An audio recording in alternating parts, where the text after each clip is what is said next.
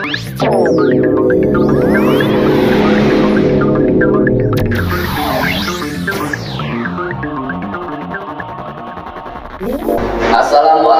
warahmatullahi wabarakatuh. Waalaikumsalam warahmatullahi wabarakatuh. Tapi pun, Ya pun. semangat pagi.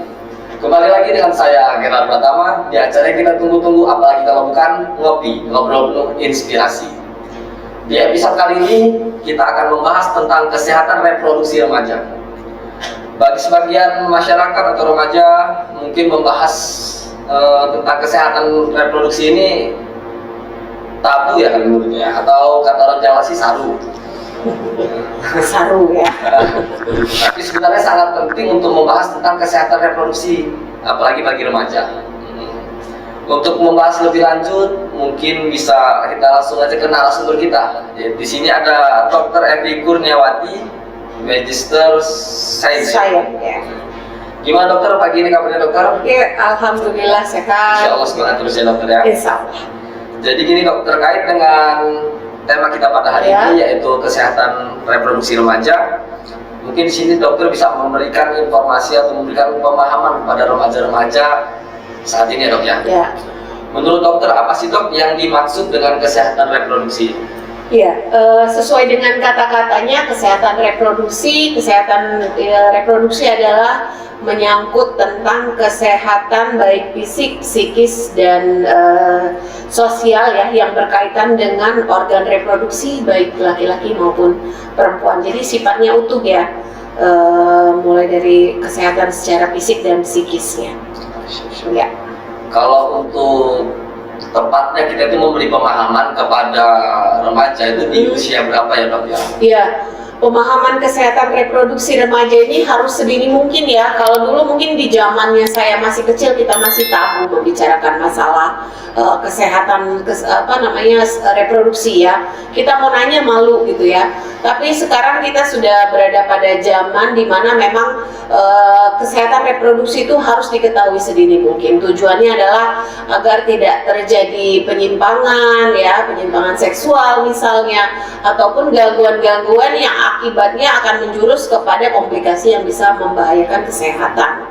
Sehingga memang sedini mungkin mulai dari keluarga, dan memang mungkin bisa difasilitasi nanti di sekolah ya. Biasanya memang ada guru yang bisa memberikan bimbingan, atau juga nanti ada penyuluhan-penyuluhan yang bisa memberikan pencerahan kepada seorang remaja.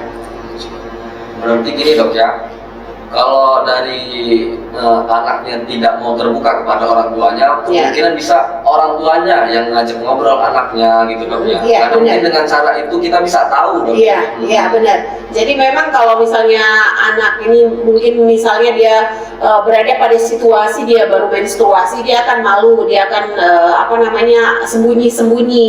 Jadi memang peran orang tua untuk lihat gitu ya, mungkin ya, ngeker-ngeker anaknya, oh anak saya lagi mens gitu ya. Pertama dia harus memberikan pencerahan kepada anaknya, memberikan bimbingan kepada anaknya bahwa kalau baru mens itu begini loh nak gitu. Harus ada masukan ya kepada si anak supaya anaknya tidak berlaku salah ya. Terus kalau untuk gangguan yang sering terjadi dengan kesehatan remaja, terutama untuk kesehatan reproduksinya itu apa ya? Ya, baik, gangguan yang sering terjadi pada remaja putri itu sebenarnya banyak, tapi yang paling sering adalah yang nomor satu, yang paling sering adalah peradangan. Peradangan itu misalnya yang sering terjadi adalah keputihan ya. Jadi kalau keputihan itu pada remaja putri itu karena memang dipengaruhi juga oleh hormon, sehingga sering terjadi kepada remaja putri.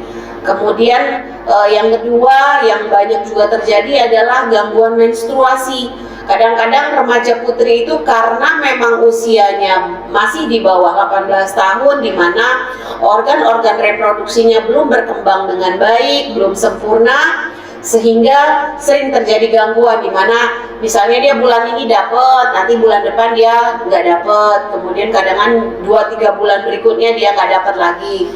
Itu sering terjadi seperti itu. Atau 1 bulan biasanya di awal bulan dia dapat, di akhir bulan nanti dia dapat menstruasi lagi. sehingga nanti biasanya menimbulkan kegelisahan ya pada anak dan pada orang tua. Kok anak saya nggak rutin SMED-nya, tapi itu merupakan suatu hal yang memang normal, memang sering terjadi ya untuk gangguan menstruasi ini.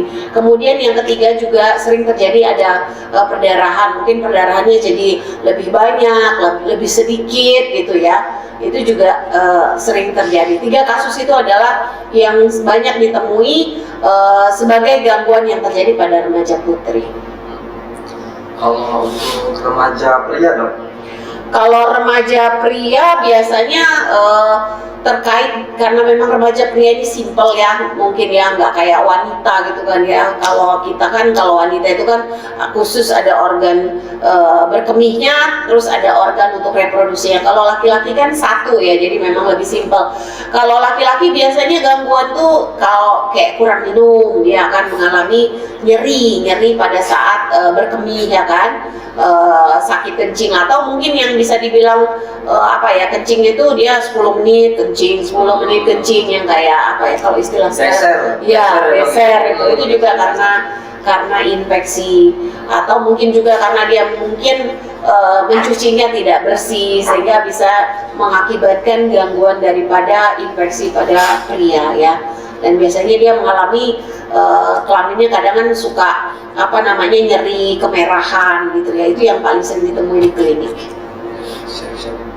Untuk kemerahan atau itu mungkin karena kebersihan. Ya, kurang menjaga kebersihan. Kalau laki-laki remaja ini agak konyol ya.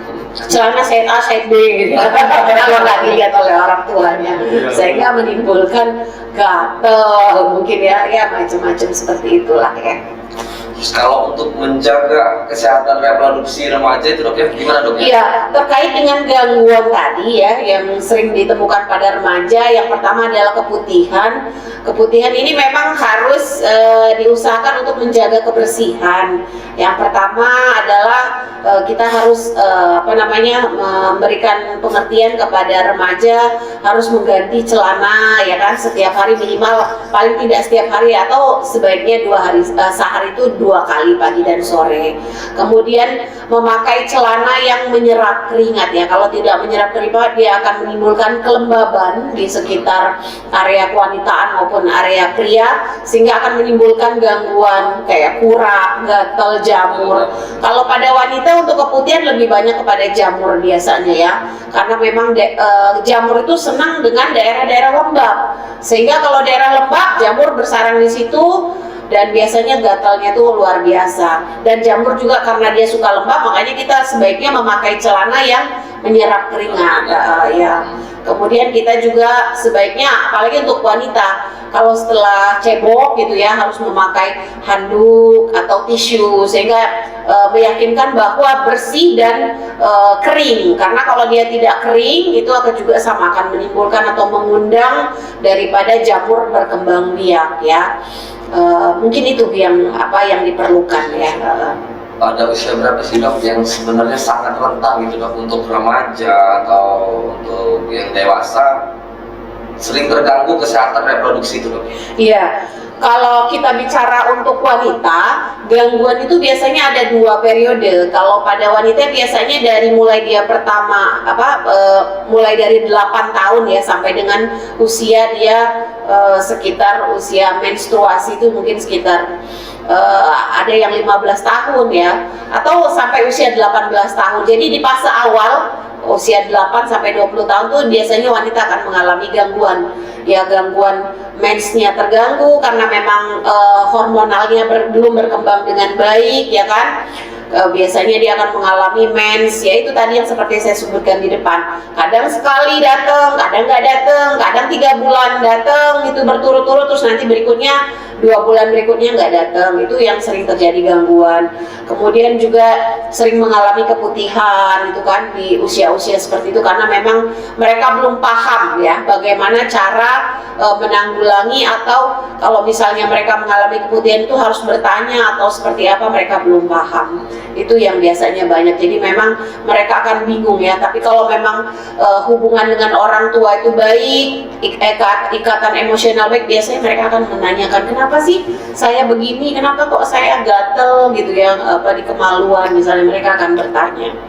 Itu yang periode pertama ya. Kemudian yang sering juga terganggu itu pada periode menopause. Karena pada menopause ini selesai berkembang, hormon juga ada gangguan sehingga menyebabkan macam-macam gangguan seperti misalnya flushing, kalau bahasa kedokteran flushing, rasa panas, stres, gampang marah ya. Kemudian juga hubungan seksual biasanya juga ada gangguan karena mungkin kering pada daerah kewanitaan, dan itu akan banyak sekali masalah yang terganggu apabila tidak ada komunikasi yang baik antara pasangan ya, istri dengan suami, sehingga memang gangguan itu biasanya di usia-usia awal atau malah di usia-usia menopause gitu ya. Jadi kan para remaja ini kan kayak rasa ingin tahunya itu tinggi banget. Iya. Ditambah sekarang ini lebih banyak mengarah ke negatifnya gitu dok ya. Mungkin juga mereka belum tahu nih dok, kayak banyak nih penyakit yang bisa menular melalui hubungan seksual. Itu kan banyak sih dok, mungkin bisa dokter bantu jelaskan dok. Iya, gangguan seksual tuh banyak ya penyakitnya. Tapi alangkah baiknya memang kita memberikan penyuluhan bahwa setelah mereka menstruasi, kita akan berikan bimbingan bahwa mereka harus hati-hati berhubungan dengan laki-laki. Karena memang kalau sudah berhubungan dengan laki-laki ya nanti akhirnya bisa hamil. Itu harus ditanamkan pada remaja, karena mereka kadang-kadang nggak ngerti kok bisa hamil sih gitu, gimana. Nah itu harus ada pendidikan seksualnya, bahwa apabila sudah terjadi hubungan antara laki-laki dengan perempuan dengan laki-laki, menyatunya sperma dengan sel telur gitu ya, dia akan bisa membuahkan seorang janin atau menjadi bayi, dan itu harus ditanamkan. Nah untuk gangguan-gangguan yang memang sudah akhirnya terjadi hubungan seksual yang mungkin sudah teratur, itu banyak, misalnya saja berganti-ganti pasangan sehingga akan menyebabkan sifilis ya kan, HIV, kemudian gonore di mana dia kencing nanti bisa nyeri, tahu-taunya kencing itu bisa menyebabkan keluar nanah, keluar darah seperti itu. Jadi memang sebaiknya dari awal itu harus diberikan bimbingan apabila sudah menstruasi, dia harus menghindari hubungan terlalu dekat ya dengan laki-laki sehingga bisa menjauhi hubungan seksual, mungkin itu. Berarti ini yang harus menjaga jarak. Dua-duanya. Satu menjauh, satu terus mendekat, bingung. Bukan cewek laki-laki, cewek juga ya. Harus saling jaga ya. Harus saling menjaga ya. Karena memang kehamilan itu tidak bisa terjadi salah satu pihak, tapi juga kedua belah pihak. Ya. Hal apa sih dok yang tepat yang harus dilakukan jika terjadi masalah untuk kesehatan bagi remaja dok? Yang pertama adalah mungkin dari peran orang tua ya. Peran orang tua kalau melihat anaknya ada keluhan, misalnya dia gelisah gitu kan, kadang dia bolak-balik kamar mandi, ada gangguan mungkin keputihan, itu harus kita tanyakan seperti apa. Kalau memang bisa, kalau kita kan biasanya gangguan itu mungkin bisa kita pakai herbal dulu. Biasanya orang tua suka ngasih kayak sirih gitu ya, dicebok air hangat. Kalau memang secara pengobatan dari rumah nggak bisa, ya harus konsultasi kepada dokter, serahkan kepada ahlinya ya. Karena memang kalau udah apalagi lebih dari 3 hari sampai lecet, digaruk sampai gatalnya itu meluas gitu kan, apalagi jamur, kalau gatalnya itu luar biasa ya, makin digaruk makin sip gitu ya, makanya itu jadi lecet di mana-mana. Iya, sehingga memang lebih baik dikonsultasikan segera kepada dokter ya. Mungkin dokter kulit bisa, dokter dokter umum juga bisa. Karena kan ya bukan hanya remaja sih dok, sekarang ini anak kecil aja udah banyak banget nih handphone ya, takutnya kan mereka ada permasalahan dengan kesehatan reproduksi, tapi mencari sendiri ya solusinya. Benar, iya, sehingga mereka salah langkah ya.